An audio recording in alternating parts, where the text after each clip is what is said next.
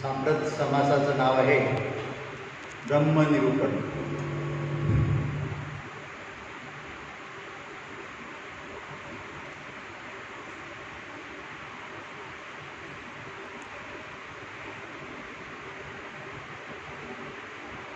ब्रह्मनिर्गुण निराकार आहे, दिसत नाही, भासत नाही. त्यामुळे सामान्य लोक ह्या गोष्टीवर विश्वास कसा ठेवणार? ब्रह्म आहे आणि ते सर्वश्रेष्ठ आहे. देवाधिकांना सुद्धा वडील आहे. पण ह्याचा अनुभव प्रत्ययाच्या ज्ञानाशिवाय नाही. प्रत्ययाचं ज्ञान म्हणजे आत्मप्रचितीचं ज्ञान.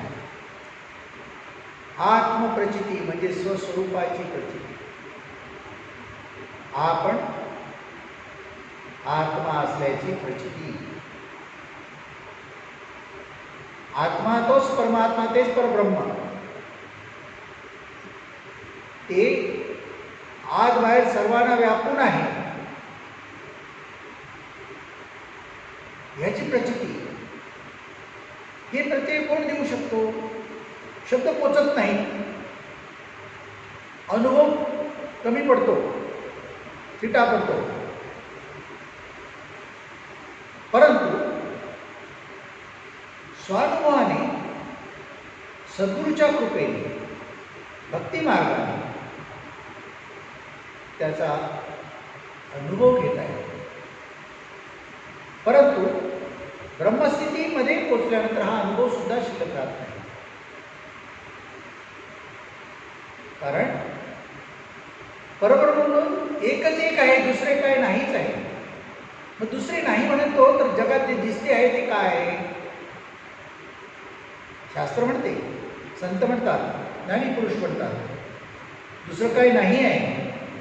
मग दुसरं काही नाही आहे मग हे विश्व जगात विश्व हे जग सगळं दिसते आहे, हे नाही कसे म्हणायचे असं लोकांना प्रश्न होतो. म्हणून लोकांना संभ्रम आहे, ब्रह्म खरंच आहे का? आणि दिसत आहे ते मग काय आहे? त्याच्यासाठी या समासामध्ये प्रथम जी दिसते भासते आहे ती काय आहे आणि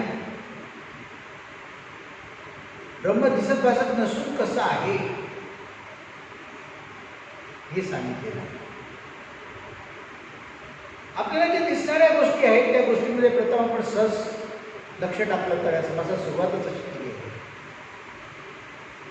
की जगामध्ये झाडे दिसतात. झाडे मेली की त्याची लाकडे होतात आणि लाकडे जळली की परत त्याची राख होते, माती होते. म्हणजे पृथ्वीतून निर्माण झाले आणि पृथ्वीला जाऊन मिळाले. म्हणजे झाड हे सुद्धा पृथ्वीचं आहे, पृथ्वीचाच भाग आहे, पृथ्वीचा तिचाच अंश आहे. वेलींची अवस्था तीच आहे,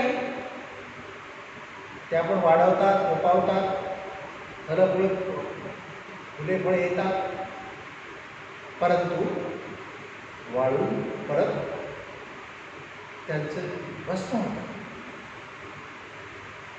किंवा कुजतात, सडतात, पुन्हा त्याची मातीच होते. इतकंच काय जगामध्ये जे काही तृण गवत वाढलेलं दिसतंय, धान्याची रोपं अमृत अमृत काय,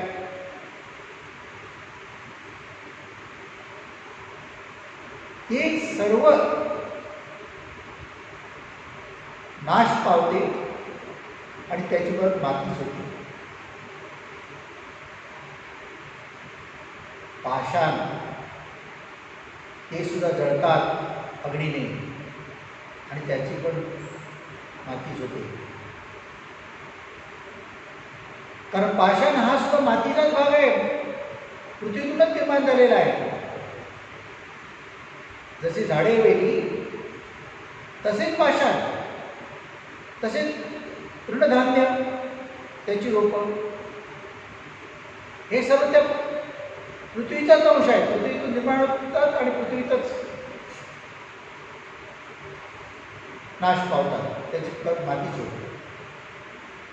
इतकंच काय, जगामध्ये जे अनेक धातू आहेत,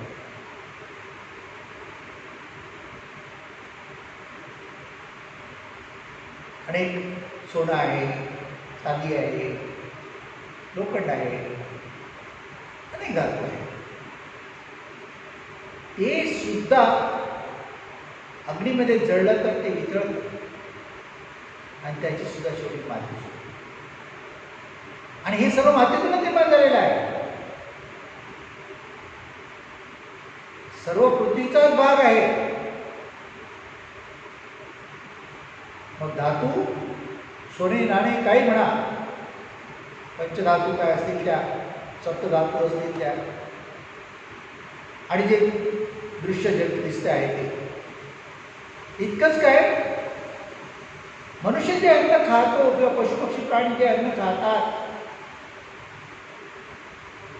त्याचे अन्नरस शरीराने शोषून घेतल्यानंतर जे बाकी हिस्सा राहतो तो विष्टावून सकाळी बाहेर पडतो आणि तो त्या धर्तीवर पडला, भूमीवर पडला तर त्याची पण माती होती. आणि मनुष्याचं शरीर तुरलं,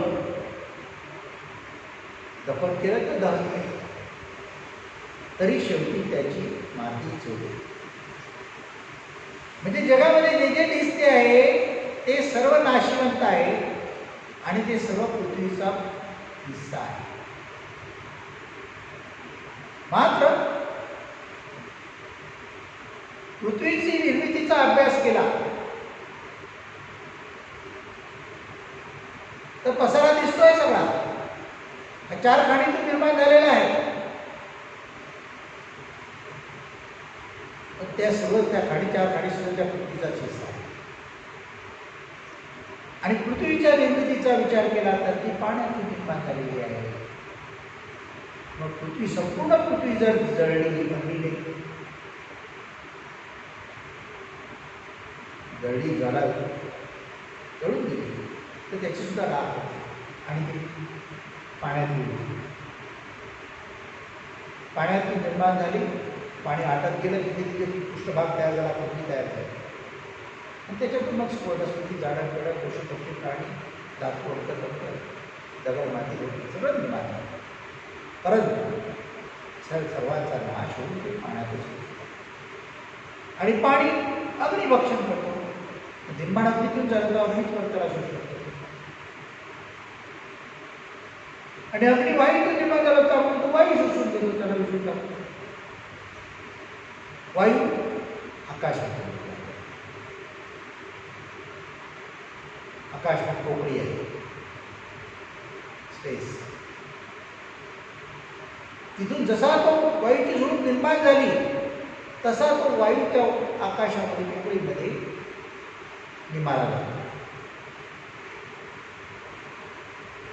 आणि तो जसा त्या वायूमध्ये निमाला गेला, वायू आकाशामध्ये निमाला गेला तर आकाश म्हणून काय, फक्त जाणीव आहे. ही जाणीव निर्माण कशामुळे झाली आहे तर ती गुणातून निर्माण झालेली आहे. ही गुणमाया म्हटलेला आहे आणि गुणमाया त्या मूळ मायेतून निर्माण झालेली आहे. मूळ माया सुद्धा जाणीव रूप आहे. हरिसंकल्प होतो, कल्पनेतून निर्माण आणि त्या कल्पनेतून कल्पना, हा हरिसंकल्प, हे सुद्धा ज्या जाणीव रूपातून अनुभवाला आला ती जाणीव चैतन्य रूप सहज म्हणून अहम स्मृती रूपाने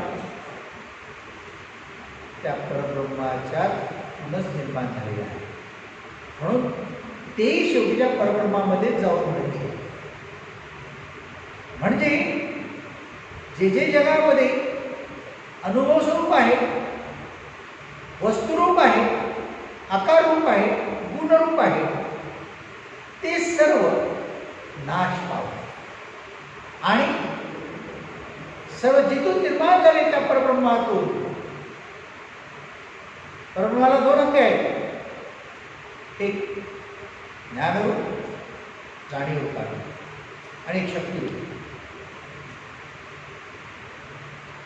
ते दोन्ही अंगामध्ये ते लीन होतात आणि ते दोन्ही अंग परत त्या परब्रह्मामध्ये लीन होऊन जातात. म्हणजे शेवटी शिल्लक काय राहतं? एक परब्रह्म फक्त, बस. Supreme power of the world, जगामध्ये जी सर्वात श्रेष्ठ, त्याला शब्द पोचत नाही, त्याचं वर्णन करता येत नाही, त्याला अमुक असं म्हणता येत नाही. परब्रह्म हे सुद्धा ओळखण्यासाठी किंवा बोलण्यासाठी नाव दिलेलं आहे. त्याचं स्वरूप सच्चिदानंद आहे असं,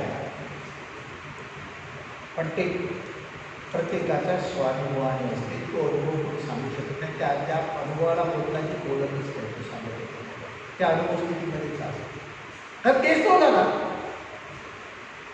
शब्दाने मौन धारण केलं, मग तिथे जाणीवभाव नाही आणि अनुभव पण नाही. संस्थिती सच्चिदानंद प्रमाण, ते परब्रह्मच एक शाश्वत आहे. बाकी सगळं जे आहे ते येते, दिसते, भासते, परंतु नाश पावते. म्हणून ते नित्य आहे. आणि म्हणून जगामध्ये एकच वस्तू सर्वस्तू म्हणून शाश्वत आहे, ते म्हणजे परब्रह्म, ते म्हणजे परब्रह्म. हा जो समास आहे तो समास असाच रामदास स्वामी असं परब्रह्माविषयी 2-3 या दासोबा 2-3 वेळा परब्रह्माविषयी आलेला आहे. तसा मध्येच हा समास आलेला आहे आणि ज्ञानदशकातला आहे. म्हणून त्याचे पण जे उत्पत्ती स्थिती संवाद आहे, उत्पत्ती स्थिती संवाद, त्याच्याविषयीचं ज्ञान ह्या समासातून होऊ शकतं. म्हणजे ज्याच्यातून निर्माण झालं आणि जे सहज रूपाला आपल्याला अनुभवाला आलं ते परत त्याच्यामध्येच निमाले.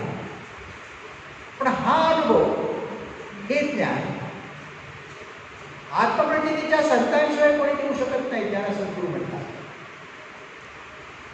बाकी सर्व जे जगामध्ये दिसते, भासते, आकार रूपामध्ये त्याचं ज्ञान सर्वजण सांगतील. 14 विद्या 64 कला त्याचं ज्ञान तो गणेश जाणतो. पण हे ब्रह्मज्ञान, हे आत्मज्ञान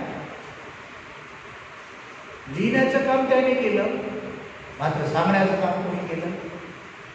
व्यास मुनीने केलं. आद्यगुरु म्हणजे जे त्यांच्या नावाने गुरु पौर्णिमा साजरी केली जाते, त्यांनी हे ज्ञान दिलं, गणेशाने घेऊन ठेवलं. मात्र गणेशामध्ये तेवढी चतुराई होती म्हणून तो ते ज्ञान स्वरूप झाला आणि ते ज्ञान स्वरूपामुळे तो आपल्या चातुर्यामुळे लोकांचं दुःख हरण करतो, सुख देतो. ज्ञान हे जगामध्ये खरं म्हणजे एकच एक ज्ञान असं आहे जे आत्मज्ञान, ब्रह्मज्ञान. ते तुम्हाला सदैव शाश्वत आनंद देऊ शकते.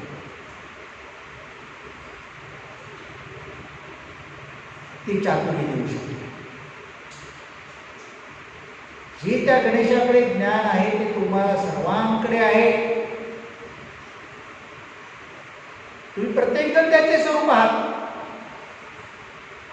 फक्त तुम्ही देहरूपाने स्वतःला वेगळे मानता आहात म्हणून त्या ओळखीमुळे ते प्रयोग आहात. जर तुम्हाला स्वस्वरूपाची ओळख पटली, स्वस्वरूपाची ओळख म्हणजे ब्रह्मस्वरूपाची ओळख, जे आता मी या समाजात संपूर्ण सांगितलं की देह कसा नित्य आहे, तो परिपूर्ण देह परिपूर्ण परावलंबी आहे. तो जे काही करतो आहे त्या आतमध्ये असलेल्या आत्म्यामुळे करतो आहे. पण वृथा अहंकार घेतो मी करतो म्हणून. म्हणायला उठू आणि सांगा तू कर म्हणून. काय करते बघू. आणि या वृथा अहंकारामुळेच मनुष्य बसलेला आहे. पण किती धनसंपत्ती प्राप्त झाली, किती पैसा आता जमीन कुठला बँक करायला पदवी डिग्री असली तरी आत्मज्ञान नाही तर शाश्वत सुख प्राप्त होऊ शकत नाही. त्या पैशा अडक्याने धनसंपत्ती खरेदी करता उलट धनसंपत्तीने पैशा अडक्याने तुम्ही जे जे काही करायला जाल तेवढे उपद्व्याप होणार आणि तेवढे दुःखकारक होणार. जसं घर मोठं असलं ना तर सफाई मोठी वाढते की नाही. घर छोटं असलं तर खूप व्यवसाय धंदे वाढवले तर त्याला जेवायला पण वेळ नाही. कुठे सुख आहे, कुठे शांती आहे. आणि नेला तर आणि पुढे सांभाळायला नाही जमले तर कोणाचे कोणी होतात. आज केवढ्या कंपन्या आपण ऐकतो अमक्याची होती तो गेला ती तिसऱ्याचीच झाली. आपल्या जमिनीचा सातबारा काढला तर पूर्वीचे किती वर्षाचे कोण कोण कोण कोण कोण कोण मालक दिसतात. आता पुढे कोण होईल आहे कोणाला माहिती. आपल्या घराची जर माहिती काढली, आता गावागावात किती गोष्ट होते मुंबईमध्ये काढली तर तिथे अनुभव असायचा. हा फ्लॅट कोणाचा होता, बंगला कोणाचा होता, ही बिल्डिंग कोणाची होती, जमीन कोणाची होती, कोण कोण कुठला कोण निघतो पत्ता नाही. याचा अर्थ मी पण देवपाणी जो आहे तो पण अमुक एक ठिकाणी शाश्वत आहे असं कोणाला म्हणता येत नाही की माझं आहे असं म्हणता येत नाही. सगळं उतावळा आहे, व्यर्थ आहे. माझं म्हणायला पाहिजे, समजून म्हणायला पाहिजे. आता फक्त भगवंताच्या कृपेने याचा उपभोग घेतोय म्हणून माझं म्हणायचं बस. ते सुद्धा त्याच्या कृपेने. त्याची कृपा नाही तर रावाचा रंग एका क्षणामध्ये होतो. किती श्रीमंत माणूस असला तरी इतका दिनवाना होऊ शकतो की त्याला विष्ठा भक्षण करण्याची सुद्धा परिस्थिती येऊ शकते. मग वृथा अहंकार कशाला पाहिजे, मीपणा कशाला पाहिजे. हे ज्ञान इतकं प्रकटपणे संत ज्ञानी पुरुषाचं किंवा सद्गुरूशिवाय कोणी सांगू शकत नाही. आणि त्याच्याविषयी कोणी जरी त्यांना चॅलेंज केलं होत्या तरी ते सिद्ध करून दाखवू शकतात. हे प्रत्ययाचं ज्ञान आहे. हे प्रत्ययाचं ज्ञान आहे. कारण ते ज्ञानी सुद्धा खरं नाही ते जाणतात. मी ज्ञानी आहे, मी गुरु आहे किंवा मी संत आहे हे सुद्धा मिथ्या आहे ते जाणतात. पण त्याचाही त्यांना अभिमान नसतो कारण हेही सगळं जाणार आहे. म्हणून अज्ञान पण जाते, ज्ञानही जाते, विज्ञान राहते. जसं तुमचं जे सोनं आहे ते मातीतून आलं आणि परत ते जळलं तर त्याची मातीच होती. पाषाण मातीतून जळली तर मातीच होती. आणि जी माती पाण्यातून निर्माण झाली ती परत पृथ्वी त्या पाण्यातच होते. पाणी ज्या अग्नीपासून निर्माण झालं त्या अग्नीतच जाते. अग्नी वायूपासून वायूतच जातो. वायू आकाशातून आकाशात जातो. आकाश फक्त एक असं सज भासमान आहे कारण संकल्प रूप आहे ना. ज्या गुणामुळे तो संकल्प आला त्या गुणात ते जाते. ते गुण म्हणजे त्या मूळ माये ते मूळ माये जाते. आणि मूळ माया जाणीव रूप आहे ती जाणीव संपते. कारण का जेव्हा परब्रह्म स्वरूप स्थिती प्राप्त होते तिथे जाणीव नाही आणि अनुभव पण राहत नाही. तो सत्स्थितीमध्ये परमानंद स्वरूप होतो. हे विश्वाचं सत्य ज्ञान आहे. ह्याचा अर्थ असा नाही की आपण घरदार प्रपंच संपत्ती करायची नाही असं. सगळं करायला पाहिजे, सगळ्याचा आनंद घ्यायला पाहिजे. तिला मात्र अहंकार असतात आणि माझे मीपणा असतात. त्या भगवंतामुळेच मिळालेलं आहे. भगवंतामुळेच मी सर्व काही करतो. माझ्या देहाच्या हालचाल त्याच्यामुळे होते हे विसरून चाललं. हे ज्याने विसरला त्याची सगळी धनसंपत्ती त्याचं जे काही त्यांनी मिळवलेलं आहे ते सगळं वृथा फुकट जाणार. कित्येक जणांना मरताना खूप काय असतं पण जवळ कोणी नसतं. कुठे कोण मरतात सांगता येत काय कधी होईल सांगता येत नाही. आता बघा ते केरळामध्ये जाऊन पडले. त्यातलं एक आपल्याकडचं एक मराठी माणूस कॅप्टन तो तिकडे विमानावर गेला, तिकडे गेला. तो आमच्या पंडित व्यायी होतो मित्राचा. मी सांगायची की म्हणजे काय कुठे वेळी सांगता येत नाही म्हणून पुढचा अभिमान धरता कामा नये आणि त्या भगवंताचे चरण कधी सोडता कामा नये. त्यांनी ते भगवंताच्या चरण ते धनसंपत्ती ऐश्वर्य खूप अनुभव आनंद घ्यायला. तुम्ही त्याच्या मालकच आहात खऱ्या अर्थाने, पण देहबुद्धीने तुम्ही मालक झाले, देहाच्या ओळखीने तुम्ही फसलेत. का देहच खोटा आहे, त्याची मुदत किती दिवस आहे कोणाला माहीत नाही. मी सांगतो ना लोकांना, मेला की 13व्या दिवशीच मीटिंग बसते. दारावरची पाटीबंदी करा, सातबाराचं नाव कमी करा, बँकेत किती पैसे आहे पासबुक आणा, काय कोणी ठेवलंय बघा, लगेच वाटणे हिसाब चालू होतो. बस काय राहतो. जर जीवनात खरा आनंद घ्यायचा असेल तर हे जे काही तुमच्या कष्टाने मिळते ते असू दे तुमच्याकडे, त्याचा अभिमान न करता हे भगवंतामुळे मिळालं आहे म्हणून माझं काम आहे त्या भगवंताला शरण जाणे, त्याला न विसरणे. हे ज्याने केलं तो जीवन खऱ्या अर्थाने जगला. त्याचा आनंद कोणी हिरावून देऊ शकत नाही आणि तो आनंद खरा आनंद असला हे जीवनाचं सार्थक आहे. म्हणून जन्म आल्याचं सार्थक आहे की परमार्थ करायला पाहिजे आणि तेव्हा खऱ्या जीवनाचा अर्थ करणार आहे, खऱ्या जगाचा अर्थ करणार आहे, खऱ्या परमात्म्याचा जो परमात्मा आहे, ईश्वर आहे, देव जो सर्वांना श्रेष्ठ वडील आहे तो करणार आहे. आणि तेव्हा सगळ्या शंका संशय दूर होतात आणि मन अगदी प्रसन्न होतं आणि मग कुठल्याही प्रकारची चिंता भय काही राहत नाही. जन्ममरणाची भीती राहत नाही. सस्थितीमध्ये परमार्थ करता येईल. ही कृपा सत्काळच्या सहवासाने सत्संगाने भक्तीने प्राप्त. राजा